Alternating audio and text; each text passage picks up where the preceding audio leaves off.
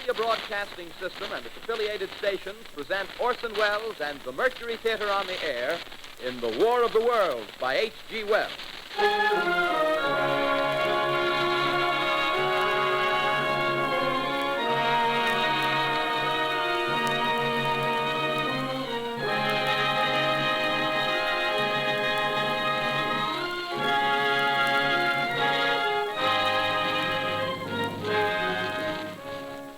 Ladies and gentlemen, the director of the Mercury Theater and star of these broadcasts, Orson Welles.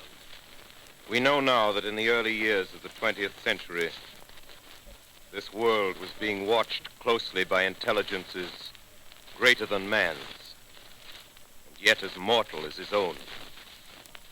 We know now that as human beings busied themselves about their various concerns, they were scrutinized and studied, perhaps almost as narrowly as a man with a microscope might scrutinize the transient creatures that swarm and multiply in a drop of water.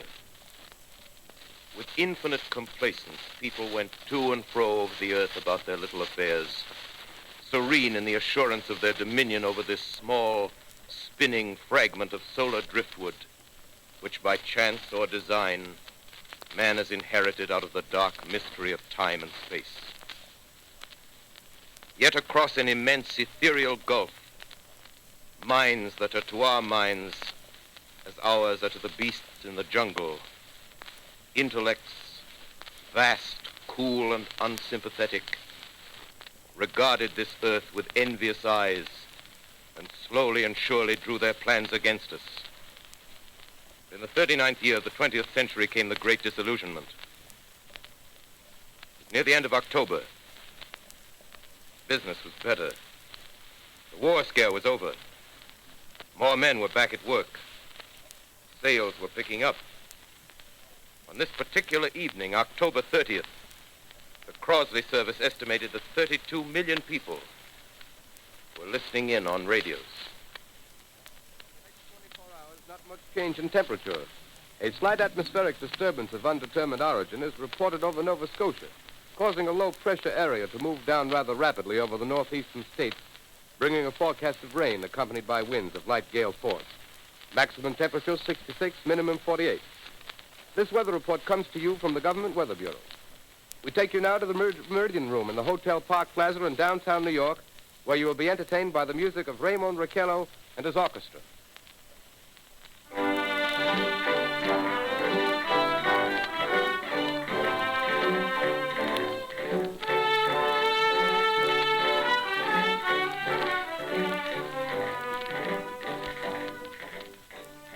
Good evening, ladies and gentlemen.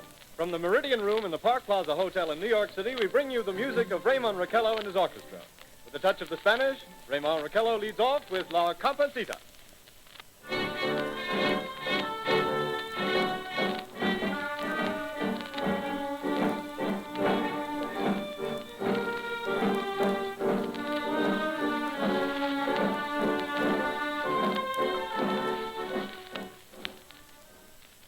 Ladies and gentlemen, we interrupt our program of dance music to bring you a special bulletin from the Intercontinental Radio News.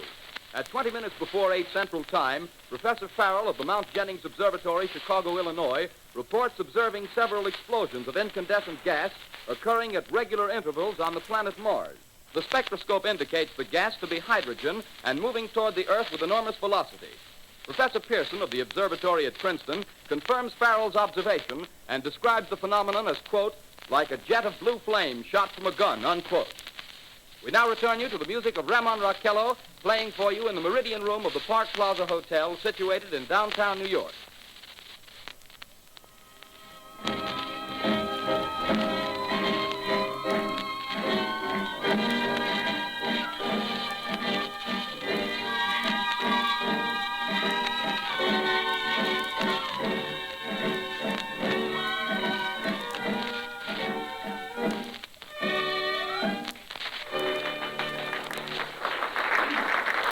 And now a tune that never loses favor, the ever-popular Stardust, Raymond Raquello and his orchestra.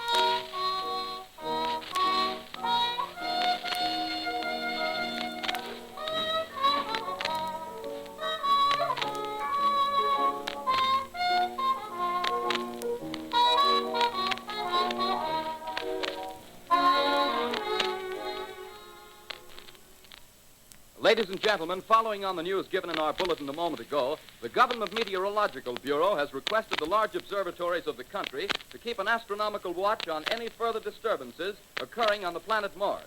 Due to the unusual nature of this occurrence, we have arranged an interview with the noted astronomer, Professor Pearson, who will give us his views on this event. In a few moments, we will take you to the Princeton Observatory at Princeton, New Jersey. We return you until then to the music of Ramon Raquello and his orchestra.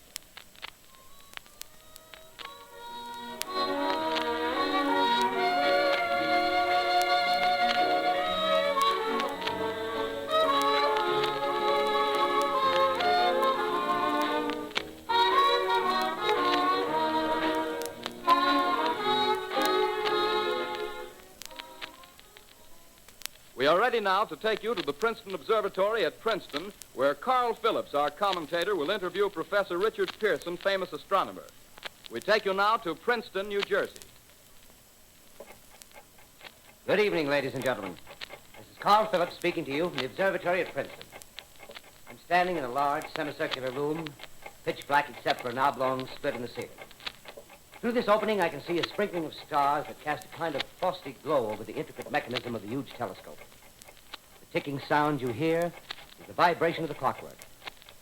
Professor Pearson stands directly above me on a small platform, peering through the giant lens. I'll ask you to be patient, ladies and gentlemen, during any delay that may arise during our interview. Besides the ceaseless watch of the heavens, Professor Pearson may be interrupted by telephone or other communications. During this period, he is in constant touch with the astronomical centers of the world. Professor, may I begin our questions? Any time, Mr. Phillips. Professor, would you please tell our radio audience exactly what you see as you observe the planet Mars through your telescope? Nothing unusual at the moment, Mr. Phillips. A red disk swimming in a blue sea. Transverse stripes across the disk. Quite distinct now because Mars happens to be at the point nearest the Earth, in opposition, as we call it. In your opinion, what do these transverse stripes signify, Professor Pearson? Not canals, I can assure you, Mr. Phillips. See. Although that's the popular conjecture of those who imagine Mars to be inhabited. From a scientific viewpoint, the stripes are merely the result of atmospheric conditions peculiar to the planet. Then you're quite convinced, as a scientist, that living intelligence as we know it does not exist on Mars? I should say the chances against it are 1,000 to 1.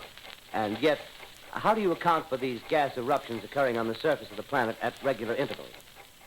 Phillips, I cannot account for it. By the way, Professor, for the benefit of our listeners, how far is Mars from the Earth? Approximately 40 million miles. Well, that seems a safe enough distance. Just a moment, ladies and gentlemen. Someone has just handed Professor Pearson a message. While he reads it, let me remind you that we are speaking to you from the observatory in Princeton, New Jersey, where we are interviewing the world-famous astronomer, Professor Pearson. One moment, please. Professor Pearson has passed me a message which he has just received. Professor, may I read the message to the listening audience? Certainly, Mr. Phillips. Ladies and gentlemen, I shall read you a wire addressed to Professor Pearson from Dr. Gray of the Natural History Museum, New York. Quote, 9:15 p.m. Eastern Standard Time. Seismograph registered shock of almost earthquake intensity occurring within a radius of 20 miles of Princeton. Please investigate. Signed, Lloyd Gray, Chief of Astronomical Division. Unquote. Professor Pearson, could this occurrence possibly have something to do with the disturbances observed on the planet Mars? Hardly, Mr. Phillips. This is probably a meteorite of unusual size, and its arrival at this particular time is merely a coincidence. However, we shall conduct a search as soon as daylight permits. Thank you, Professor. Ladies and gentlemen, for the past 10 minutes, we've been speaking to you from the observatory at Princeton, bringing you a special interview with Professor Pearson, noted astronomer. This is Carl Phillips speaking. We are returning you now to our New York studio.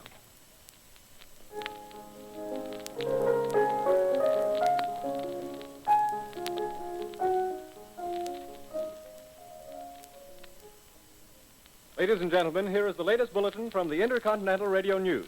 Toronto, Canada. Professor Morse of Macmillan University reports observing a total of 3 explosions on the planet Mars between the hours of 7:45 p.m. and 9:20 p.m. Eastern Standard Time. This confirms earlier reports received from American observatories.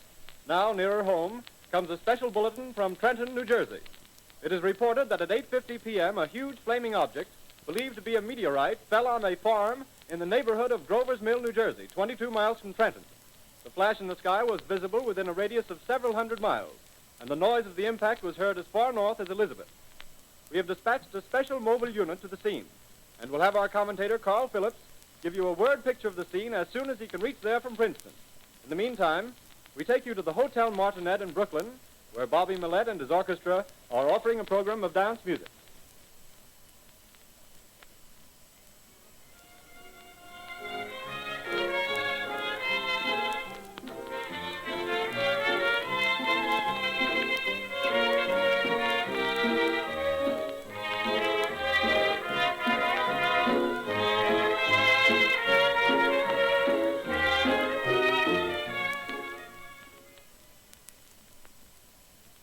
We take you now to Grover's Mill, New Jersey.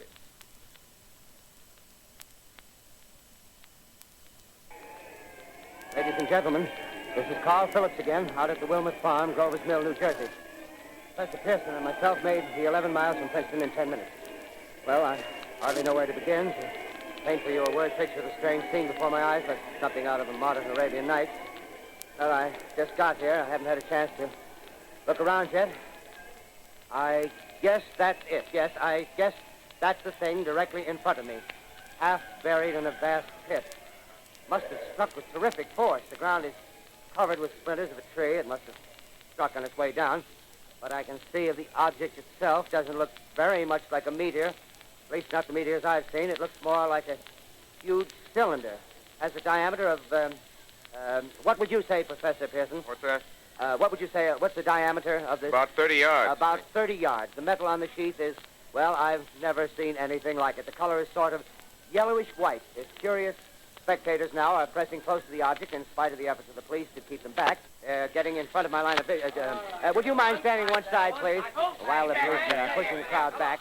Here's Mr. Wilmot, owner of the farm here. He may have some interesting facts to add. Mr. Wilmot, would you please tell the radio audience as much as you remember of this rather unusual visitor that dropped in your backyard? Step closer, please. Ladies and gentlemen, this is Mr. Wilmot. Well, I was listening to the radio. Closer and louder, please. Pardon me? Louder, please, closer. Yes. I was listening to the radio and kind of drowsing. That professor fellow was talking about Mars, so I was half dozing and half... Yes, Mr. Wilmot, and then what happened? Well, as I was saying, I was listening to the radio, kind of halfway. Yes, Mr. Wilmot, and then you saw something. Well, not first off. I heard something. And what did you hear? A hissing sound like this. Kind of like a 4th of July rocket. Yes, then what? I turned my head out the window and would have sworn I was asleep and dreaming. Yes? I seen a kind of greenish streak and then zingo. Something smacked the ground, knocked me clear out of my chair. Well, were you frightened, Mr. Wilmot? Well, I ain't quite sure. I reckon I was kind of riled. Well, thank you, Mr. Wilmot. Thank you very much. Yeah, you want me to tell No, that's some quite more? all right. That's plenty. Ladies and gentlemen, you've just heard Mr. Wilmot, owner of the farm where this thing has fallen. I wish I could convey the atmosphere, the background of this fantastic scene. Hundreds of cars are parked in a field in back of us, and the police are trying to rope off the roadway leading into the farm, but it's no use. They're breaking right through. The car's headlights throw an enormous spotlight on the pit where the object's half buried. Now, some of the more daring souls now are venturing near the edge. Their silhouettes stand out against the metal sheen. One man wants to touch the thing. He's having an argument with the policeman. Now, the policeman wins. Now, ladies and gentlemen, there's something I haven't mentioned in all this excitement, but it's becoming more distinct. Perhaps you've caught it already on your radio. Listen, please. Do you hear it? It's a curious humming sound that seems to come from inside the object. I'll move the microphone nearer. Here. Now, we're not more than 25 feet away. Can you hear it now? Professor Pearson, Yes, Mr. Brooks. can you tell us the meaning of that scraping noise inside the thing? Possibly the unequal cooling of its surface. I say, do you still think it's a meteor, Professor? I don't know what to think. The metal casing is definitely extraterrestrial. Not found on this Earth. Friction with the Earth's atmosphere usually tears holes in a meteorite. This thing is smooth, and you can see its cylindrical Just a minute. shape. Something's happening. Ladies and gentlemen, this is terrific. This end of the thing is beginning to flake off. The top is beginning to rotate like a screw, and the thing must be hollow. Move it! Keep back there! Keep back there! Keep those men back! Keep back there! Keep those idiots back! Keep off! The top's loose! Look out there! Stand back! Ladies and gentlemen, this is the most terrifying thing I've ever witnessed. Wait a minute. Someone crawling Someone out or- or something. I can see peering out of that black hole, two luminous discs. The eyes, it might be a face, might be almost... But heavens, something wriggling out of the shadow like a gray snake. Now it's another one, and another one, and another one. They look like tentacles to me. Oh, yeah, I can see the thing's body. Now it's large as a bear. It glistens like wet leather, but that face, ladies and gentlemen, it's indescribable. I can hardly force myself to keep looking at it. It's so awful. The eyes are black, and they gleam like a serpent. The mouth is a kind of V-shape with saliva dripping from its rimless lips. It seems to quiver and pulsate, and the monster, or whatever it is, can hardly move. It seems weighed down by possibly gravity or something. The thing's rising up now, and the crowd falls back. They've seen plenty. The most extraordinary experience, ladies and gentlemen. I can't find words. Well, I'll pull this microphone with me as I talk. I'll have to stop the description until I can take a new position. Hold on, will you, please? I'll be right back in a minute.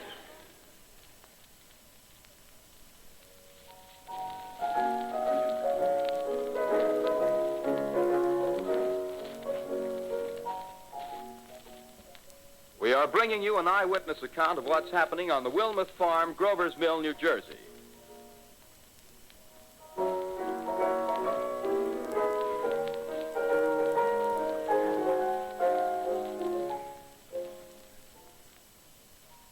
We now return you to Carl Phillips at Grover's Mill. Ladies and gentlemen, Ladies and gentlemen, here I am, back of a stone wall that adjoins Mr. Wilmuth's garden. From here, I get a sweep of the whole scene. I'll give you every detail as long as I can talk and as long as I can see. There's more state police have arrived. They're drawing up a cordon in front of the pit. About 30 of them. No need to push the crowd back now. They're willing to keep their distance. The captain's conferring with someone. Can't quite see who. Oh, yes, I believe it's Professor Pearson. Yes, it is. Now they've parted, and the professor moves around one side, studying the object while the captain and two policemen advance with something in their hands. I can see it now. It's a white handkerchief tied to a pole. Flag of truce. If those creatures know what that means, what anything means. Wait a minute, something's happening. Humped shape is rising out of the pit. I can make out a small beam of light against a mirror. What's that? There's a jet of flame springing from the mirror, and it leaps right at the advancing men. It strikes them head on. Lord, they're turning into flames. Now the whole field's caught up by the woods, the barns, the gas tanks of the automobiles spreading everywhere. It's coming this way now, about 20 yards to my right.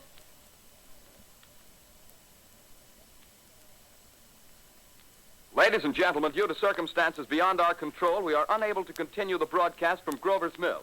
Evidently, there's some difficulty with our field transmission. However, we will return to that point at the earliest opportunity. In the meantime, we have a late bulletin from San Diego, California.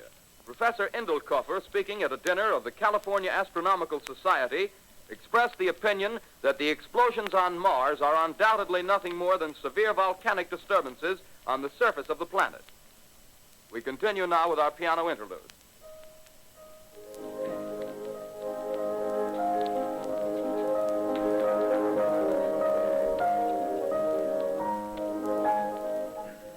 Ladies and gentlemen, I've just been handed a message that came in from Grover's Mill by telephone. Just one moment, please. At least 40 people, including 6 state troopers, lie dead in a field east of the village of Grover's Mill. Their bodies burned and distorted beyond all possible recognition. The next voice you hear will be that of Brigadier General Montgomery Smith, commander of the state militia at Trenton, New Jersey. I have been requested by the governor of New Jersey to place the counties of Mercer and Middlesex as far west as Princeton and east to Jamesburg under martial law. No one will be permitted to enter this area except by special pass issued by state or military authorities. 4 companies of state militia are proceeding from Trenton to Grover's Mill and will aid in the evacuation of homes within the range of military operations. Thank you. You have just been listening to General Montgomery Smith, commanding the state militia at Trenton. In the meantime, further details of the catastrophe at Grover's Mill are coming in. The strange creatures, after unleashing their deadly assault, crawled back in their pit and made no attempt to prevent the efforts of the firemen to recover the bodies and extinguish the fire. The combined fire departments of Mercer County are fighting the flames which menace the entire countryside. We have been unable to establish any contact with our mobile unit at Grover's Mill, but we hope to be able to return you there at the earliest possible moment. In the meantime, we take you to... Just one moment, please. Ladies and gentlemen, I have just been informed that we have finally established communication with an eyewitness of the tragedy. Professor Pearson has been located at a farmhouse near Grover's Mill, where he has established an emergency observation post. As a scientist, he will give you his explanation of the calamity. The next voice you hear will be that of Professor Pearson, brought to you by direct wire. Professor Pearson. Of the creatures in the rocket cylinder at Grover's Mill, I can give you no authoritative information, either as to their nature, their origin, or their purposes here on Earth. Of their destructive instrument, I might venture some conjectural explanation. For want of a better term, I shall refer to the mysterious weapon as a heat ray. It's all too evident that these creatures have scientific knowledge far in advance of our own. It's my guess that in some way they are able to generate an intense heat in a chamber of practically absolute non-conductivity. This intense heat they project in a parallel beam against any object they choose by means of a polished parabolic mirror of unknown composition, much as the mirror of a lighthouse projects a beam of light. That is my conjecture of the origin of the heat ray. Thank you, Professor Pearson. Ladies and gentlemen, here is a bulletin from Trenton. It is a brief statement informing us that the charred body of Carl Phillips has been identified in a Trenton hospital. Now, here's another bulletin from Washington, D.C. The Office of the Director of the National Red Cross reports 10 units of Red Cross emergency workers have been assigned to the headquarters of the state militia, stationed outside of Grover's Mill, New Jersey. Here's a bulletin from State Police, Princeton Junction. The fires at Grover's Mill and vicinity are now under control. Scouts report all quiet in the pit, and there is no sign of life appearing from the mouth of the cylinder. Now, ladies and gentlemen, we have a special statement from Mr. Harry McDonald, Vice President in charge of operations. We have received a request from the state militia of Trenton to place at their disposal our entire broadcasting facilities. In view of the gravity of the situation, and believing that radio has a responsibility to serve in the public interest at all times, we are turning over our facilities to the state militia at Trenton. We take you now to the field headquarters of the state militia near Grover's Mill, New Jersey. This is Captain Lansing of the Signal Corps, attached to the state militia, now engaged in military operations in the vicinity of Grover's Mill. Situation arising from the reported presence of certain individuals of unidentified nature is now under complete control. The cylindrical object, which lies in a pit directly below our position, surrounded on all sides by 8 battalions of infantry, without heavy field pieces, but adequately armed with rifles and machine guns. All cause for alarm, if such cause ever existed, is now entirely unjustified. Things, whatever they are, do not even venture to poke their heads above the pit. I can see their hiding place plainly in the glare of the searchlights here. With all their reported resources, these creatures can scarcely stand up against heavy machine gun fire. Anyway, it's an interesting outing for the troops. I can make out their khaki uniforms crossing back and forth in front of the lights.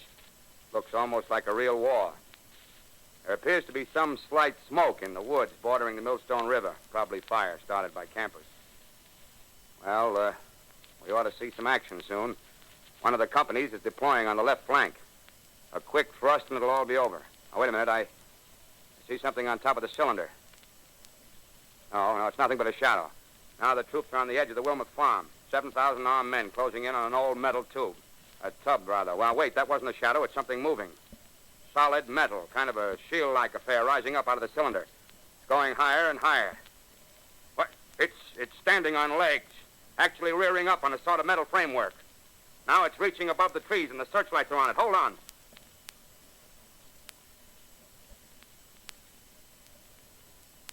Ladies and gentlemen, I have a grave announcement to make.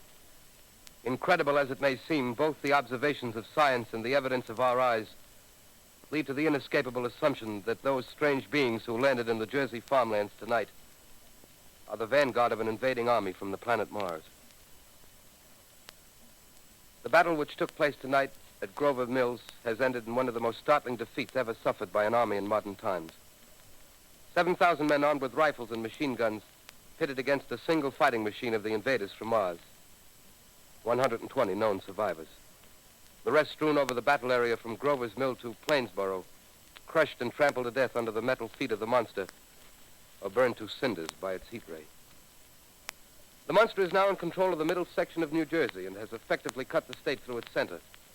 Communication lines are down from Pennsylvania to the Atlantic Ocean. Railroad tracks are torn and service from New York to Philadelphia discontinued, except routing some of the trains through Allerton and Phoenixville. Highways to the north, south, and west are clogged with frantic human traffic. Police and Army reserves are unable to control the mad flight. By morning, the fugitives will have swelled Philadelphia, Camden, and Trenton. It is estimated to twice their normal population. Martial law prevails throughout New Jersey and eastern Pennsylvania. At this time, we take you to Washington for a special broadcast on the national emergency. The Secretary of the Interior. Citizens of the nation, I shall not try to conceal the gravity of the situation that confronts the country, nor the concern of your government in protecting the lives and property of its people. However, I wish to impress upon you, private citizens and public officials, all of you, the urgent need of calm and resourceful action. Fortunately, this formidable enemy is still confined to a comparatively small area, and we may place our faith in the military forces to keep them there.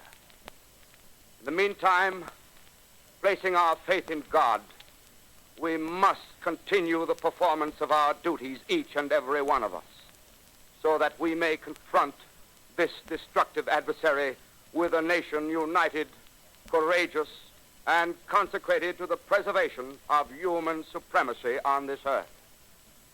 I thank you. You have just heard the Secretary of the Interior speaking from Washington. Bulletins too numerous to read are piling up in the studio here. We're informed that the central portion of New Jersey is blacked out from radio communication due to the effect of the heat ray upon power lines and electrical equipment. Here's a special bulletin in New York. Cables have been received from English, French, and German scientific bodies offering assistance. Astronomers report continued gas outbursts at regular intervals on the planet Mars. The majority voiced the opinion that the enemy will be reinforced by additional rocket machines. There have been several attempts made to locate Professor Pearson of Princeton, who has observed Martians at close range. It is feared he was lost in the recent battle. Langham Field, Virginia. Scouting planes report 3 Martian machines visible above treetops, moving north toward Somerville with population fleeing ahead of them. The heat ray is not in use, although advancing at express train speed, invaders pick their way carefully. They seem to be making a conscious effort to avoid destruction of cities and countryside. However, they stop to uproot power lines, bridges, and railroad tracks. Their apparent objective is to crush resistance, paralyze communication, and disorganize human society. Here is a bulletin from Basking Ridge, New Jersey. Coon hunters have stumbled on a second cylinder similar to the first, embedded in the great swamp 20 miles south of Morristown. Army field pieces are proceeding from Newark to blow up the second invading unit before the cylinder can be opened and the fighting machine rigged. They are taking up a position in the foothills of Watchung Mountains. Another bulletin from Langham Field, Virginia. Scouting planes report enemy machines, now 3 in number, increasing speed northward, kicking over houses and trees in their evident haste to form a conjunction with their allies south of Morristown. Machines also sighted by telephone operator east of Middlesex within 10 miles of Plainfield. Here's a bulletin from Winston-Field, Long Island. A fleet of Army bombers carrying heavy explosive flying north in pursuit of enemy. Scouting planes act as guides. They keep the speeding enemy in sight. Just a moment, please, ladies and gentlemen. We've run special wires to the artillery line in adjacent villages to give you direct reports in the zone of the advancing enemy. First, we take you to the battery of the 22nd Field Artillery, located in the Watchung Mountains. Range 32 meters. 32 meters. Projection 39 degrees. 39 degrees. Fire. 140 yards to the right, sir. Shift range 31 meters. 31 meters. Projection 37 degrees. 37 degrees. Fire.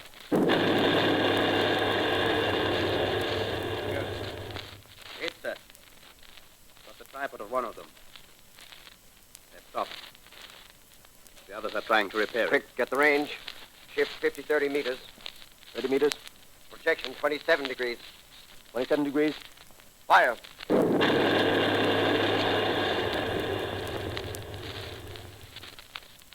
see the shell land, sir. Letting off a smoke. What is it? Black smoke, sir. Moving this way. Flying close to the ground. Moving fast. Put on gas masks. Get ready to fire. Shift to 24 meters. 24 meters. Projection 24 degrees. 24 degrees. Fire.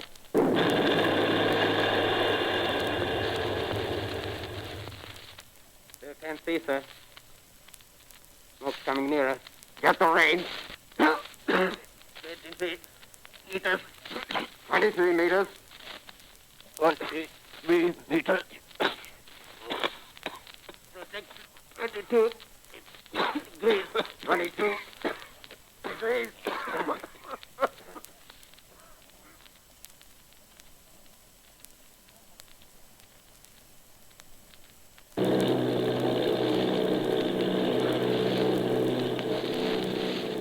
Army bombing plane V-843 off Bayonne, New Jersey. Lieutenant Vogt, commanding 8 bombers, reporting to Commander Fairfax, Langham Field.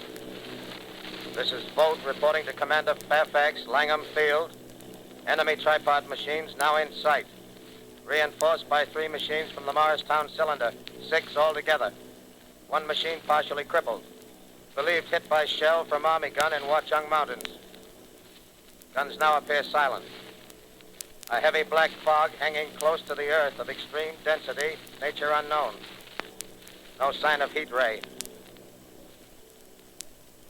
Enemy now turns east, crossing Passaic River into the Jersey marshes. Another straddles the Pulaski Skyway. Evident objective is New York City. They're pushing down a high-tension power station. The machines are close together now, and we're ready to attack. Planes circling, ready to strike.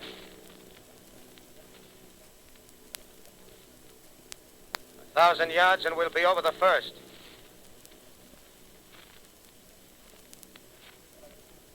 $800 yards.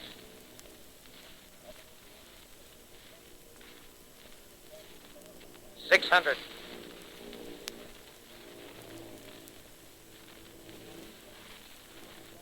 400. 200.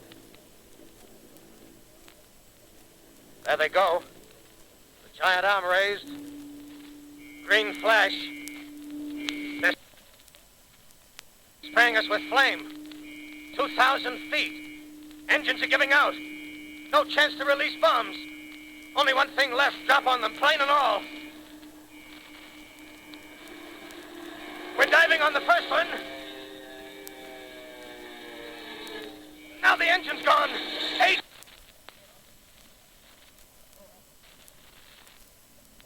This is Bayonne, New Jersey, calling Langham Field. This is Bayonne, New Jersey, calling Langham Field. Come in, please. This is Langham Field. Go ahead. 8 Army bombers in engagement with enemy tripod machines over Jersey Flats. Engines incapacitated by heat ray. All crashed. 1 enemy machine destroyed.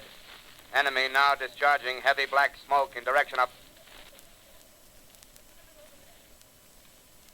Newark, New Jersey. This is Newark, New Jersey. Warning. Poisonous black smoke pouring in from Jersey marshes. Reaches South Street. Gas masks useless. Urge population to move into open spaces. Automobiles use routes 7, 23, 24. Avoid congested areas. Smoke now spreading over Raymond Boulevard.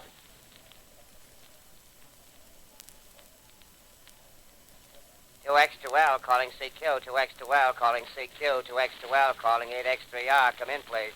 This is 8X3R coming back at 2X2L. How's reception? How's reception? K, please. Where are you, 8X3R? What's the matter? Where are you?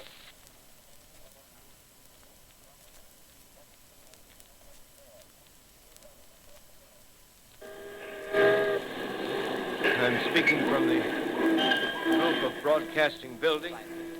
I'm speaking from the roof of Broadcasting Building, New York City. The bells you hear are ringing to warn the people to evacuate the city as Martians approach. Estimated in the last 2 hours, 3 million people have moved out along the roads to the north. Hutchison River Parkway is still kept open for motor traffic. Avoid bridges to Long Island, hopelessly jammed. All communication with Jersey Shore closed 10 minutes ago. No more defenses. Our army is wiped out. Artillery, Air Force, everything wiped out. This may be the last broadcast. We'll stay here to the end. People are holding service here below us in the cathedral. Now I look down the harbor, all manner of boats, overloaded with fleeing population, pulling out from docks. Streets are all jammed. Noise and crowds like New Year's Eve in city. Wait a minute, the enemy is now in sight above the Palisades. Five great machines. First one is crossing the river. I can see it from here, wading the Hudson like a man wading through a brook. A bulletin is handed me. Martian cylinders are falling all over the country. One outside of Buffalo, one in Chicago, St. Louis. Seem to be timed and spaced. Now the first machine reaches the shore.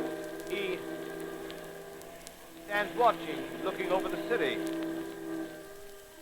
Steel cowlish head is even with the skyscrapers. He waits for the others. They rise like a line of new towers on the city's west side. Now they're lifting their metal hands. This is the end now. Smoke comes out, black smoke drifting over the city. People in the streets see it now. They're running toward the East River, thousands of them, dropping in like rats. Now the smoke's spreading faster. It's reached Times Square. People are trying to run away from it, but it's no use. They're falling like flies. Now the smoke's crossing 6th Avenue, 5th Avenue, 100 yards away. It's 50 feet.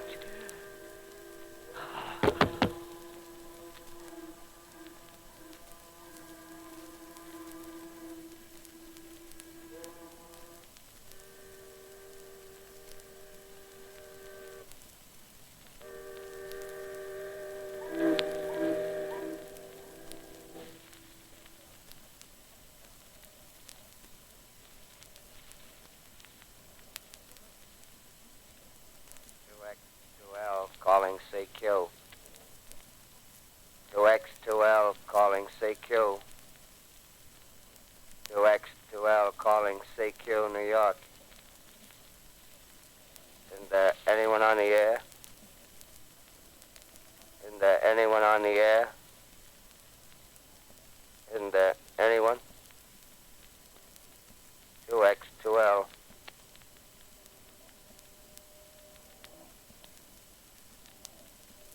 You are listening to a CBS presentation of Orson Welles and the Mercury Theater on the Air in an original dramatization of The War of the Worlds by H.G. Wells.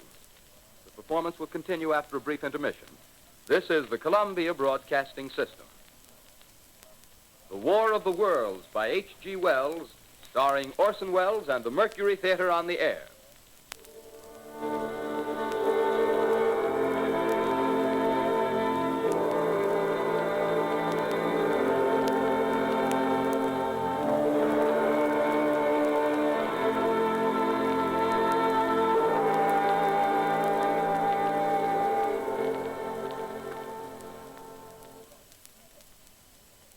set down these notes on paper, I'm obsessed by the thought that I may be the last living man on Earth.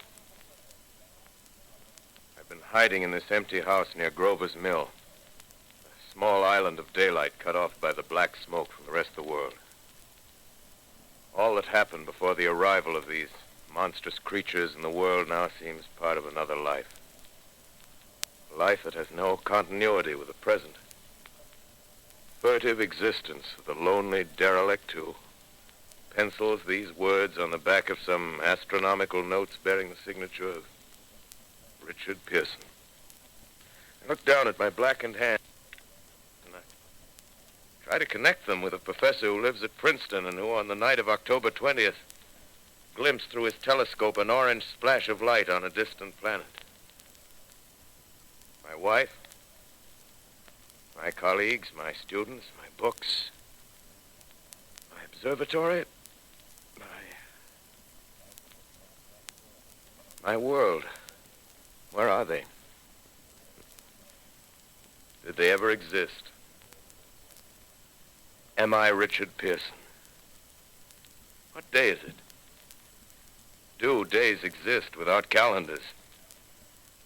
Does time pass when there are no human hands left to wind the clocks?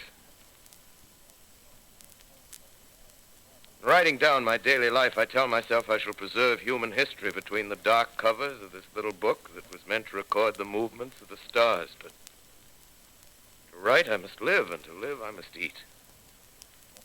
Find moldy bread in the kitchen and an orange not too spoiled to swallow. Keep watch at the window. Time to time, I catch sight of a Martian above the black smoke. Smoke still holds the house in its black coil, but at length there's a hissing sound, and suddenly I see a Martian mounted on his machine, spraying the air with a jet of steam as if to dissipate the smoke. I watch in a corner as his huge metal legs nearly brush against the house. Exhausted by terror, I fall asleep. It's morning. Morning. Sun streams in the window. Black cloud of gas is lifted, and the scorched meadows to the north look as though a black snowstorm had passed over them. I venture from the house. I make my way to a road, no traffic. Here and there a wrecked car, baggage overturned, a blackened skeleton. Push on north. For some reason I feel safer trailing these monsters than running away from them. And I keep a careful watch. I've seen the Martians feed. Should one of their machines appear over the top of trees, I'm ready to fling myself flat on the earth. I come to a chestnut tree. October. Chestnuts are ripe. Fill my pockets. I must keep alive. 2 days I wander in a vague northerly direction through a desolate world. Finally, I notice a living creature. A small red squirrel in a beech tree. I stare at him and wonder. He stares back at me. I believe at that moment the animal and I shared the same emotion. The joy of finding another living being. Push on north. I find dead cows in a brackish field, and beyond the charred ruins of a dairy and a silo remain standing guard over the wasteland like a lighthouse, deserted by the sea. Astride the silo perches a weathercock. The arrow points north. North. Next day, I come to a city. City vaguely familiar in its contours, yet its buildings strangely dwarfed and leveled off as if a giant had sliced off its highest towers with a capricious sweep of his hand. Reached the outskirts. I found Newark. Newark, undemolished but humbled by some whim of the advancing Martians. Presently, with an odd feeling of being watched, I caught sight of something crouching in a doorway. I made a step towards it. It rose up and became a man. A man armed with a large knife. Stop! Where do you come from? I come from many places. A long time ago from Princeton. Princeton, huh? That's near Grover's Mill. Yes. Grover's Mill. There's no food here. This is my country. All this end of town down the river. There's only food for one. Which way you going? I don't know. I guess I'm looking for people. Hey, what was that? Did you hear something just then? No. Only a bird. A live bird. Yeah. You get to know that birds have shadows these days. Say, we're in the open here. Let's crawl in this doorway here and talk. Have you seen any Martians? No. They're going over to New York. Night, the sky's alive with their lights, just as if people were still living in it. By daylight, you can't see them. 5 days ago, a couple of them carried something big across the flats from the airport. I think they're learning how to fly. Fly? Yeah, fly. Then it's all over with humanity. Stranger, there's still you and I. 2 of us left. Yeah. They got themselves in solid. They wrecked the greatest country in the world. Those green stars, they're probably falling somewhere every night. They've only lost one machine. There isn't anything to do. We're done. We're licked. Where were you? You're in a uniform. Yeah, what's left of it. I was in the militia. National Guard. That's good. There wasn't any war. Any more than there's war between men and ants. Yes, but we're eatable ants. I found that out. What'll they do to us? I thought it all out. Right now, we're caught as we're wanted. The Martian only has to go a few miles to get a crowd on the run. But they won't keep on doing that. They'll begin catching us systematic, like keeping the best and storing us in cages and things. They haven't begun on us yet. Not begun? Not begun. All that's happened so far is because we don't have sense enough to keep quiet. Bothering them with guns and such stuff and losing our heads and rushing off in crowds. Now, instead of our rushing around blind, we got to fix ourselves up according to the way things are now. Cities, nations, civilization, progress. Yes, but if that's so, what is there to live for? Well, there won't be any more concerts for 1,000,000 years or so, and no nice little dinners at restaurants. If it's amusement you're after, I guess the game's up. What is there left? Life, that's what. I want to live. Yeah, and so do you. We're not going to be exterminated. And I don't mean to be caught either. Tamed and fattened and bred like an ox. What are you going to do? I'm going on. Right under their feet. I got a plan. We men as men, we're finished. We don't know enough. We got to learn plenty before we got a chance. We've got to live and keep free while we learn, see? I've thought it all out, see? Well, tell me the rest. Well, it isn't all of us that are made for wild beasts. That's what it got to. That's what it got to be. That's why I watched you. Watched you. All those little office workers that used to live in these houses. They'd be no good. They haven't any stuff in them. They used to run off to work. I've seen hundreds of them running to catch their commuter's train in the morning, afraid they'd get canned if they didn't. Running back at night, afraid they wouldn't be in time for dinner. Lives insured and a little invested in case of accidents. Yeah, and on Sundays, worried about the hereafter. Well, the Martians, they'll be a godsend for those guys. Nice, roomy cages, good food, careful breeding, no worries. Yeah, after a week or so of chasing around the fields on empty stomachs, they'll come and be glad to be caught. You've thought it all out, haven't you? Sure, you bet I have. That isn't all. These Martians are going to make pets of some of them. Train them to do tricks. Who knows, get sentimental over the pet boy who grew up and had to be killed. Yeah, and some maybe, they'll train to hunt us. Oh, no, it's impossible. Human Yes, they will. There's men who do it gladly. One of them ever comes after me, by... In the meantime, you and I and others like us, where are we to live when the Martians own the Earth? I got it all figured out. We'll live underground. I've been thinking about the sewers. Under New York, there are miles and miles of them. The main ones, they're big enough for anybody. Then there's cellars, vaults, underground storerooms, railway tunnels, subways. You begin to see, huh? We'll get a bunch of strong men together. No weaklings. That rubbish, out. As you meant me to go. All right. Give you a chance, didn't I? Won't quarrel about that. Go on. Well, we got to make safe places for us to stay in, see? Get all the books we can. Science books. That's where men like you come in, see? We raid the museums. We'll even spy on the Martians. May not be so much we have to learn before... Listen. Just imagine this. 4 or 5 of their own fighting machines suddenly start off. Heat rays right and left. Not a Martian in them. Not a Martian in them, see? But men. Men who've learned the way how. May even be in our time. Gee. Imagine having one of them lovely things with its heat ray wide and free.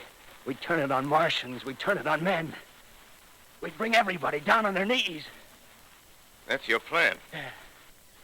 You, me, 2 more of us. We'd own the world.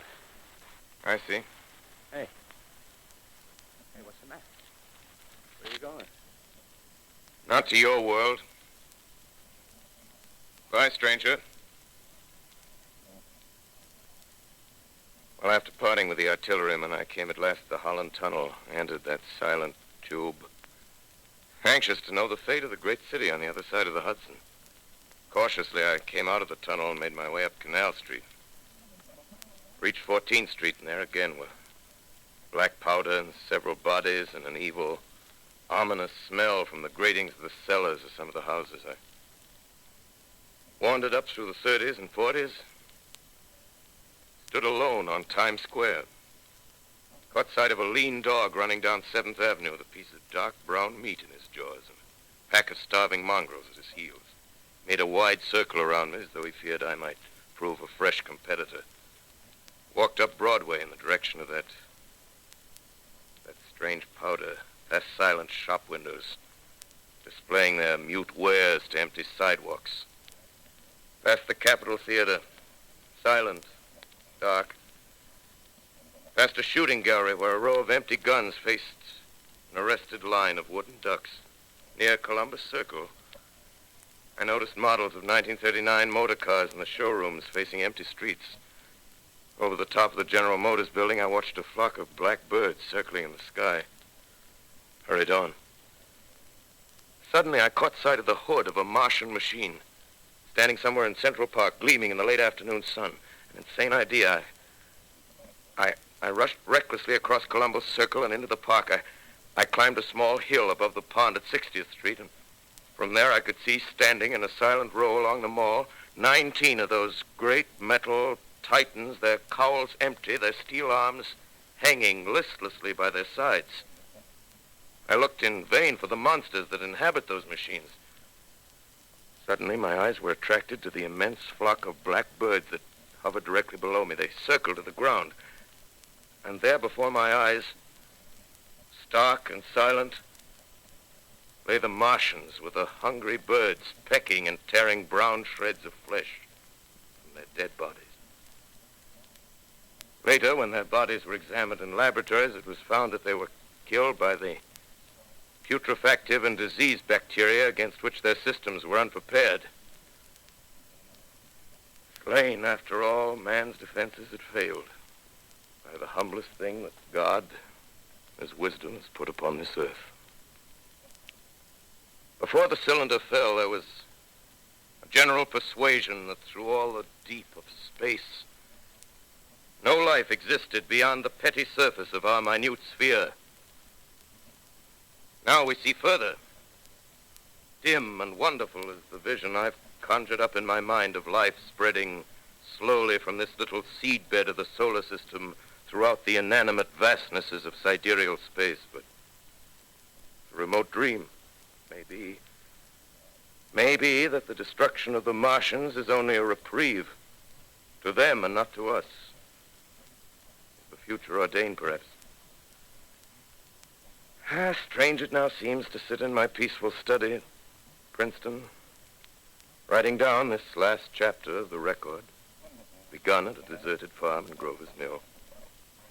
Strange to watch children playing in the streets.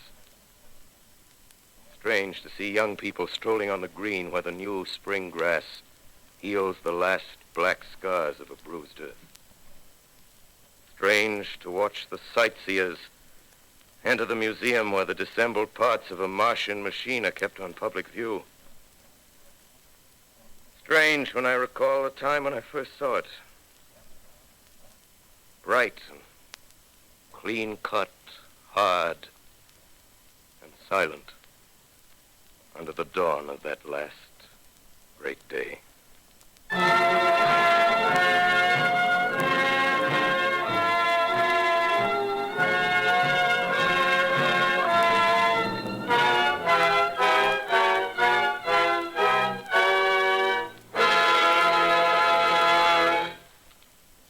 This is Orson Welles, ladies and gentlemen.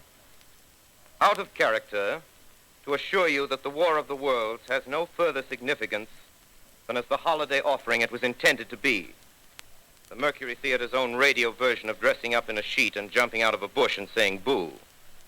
Starting now, we couldn't soap all your windows and steal all your garden gates. By tomorrow night, so we did the best next thing. We annihilated the world before your very ears and utterly destroyed the CBS. You will be relieved, I hope, to learn that we didn't mean it, and that both institutions are still open for business. So goodbye, everybody, and remember, please, for the next day or so, the terrible lesson you learned tonight. That grinning, glowing, globular invader of your living room is an inhabitant of the pumpkin patch, and if your doorbell rings and nobody's there, that was no Martian, it's Halloween.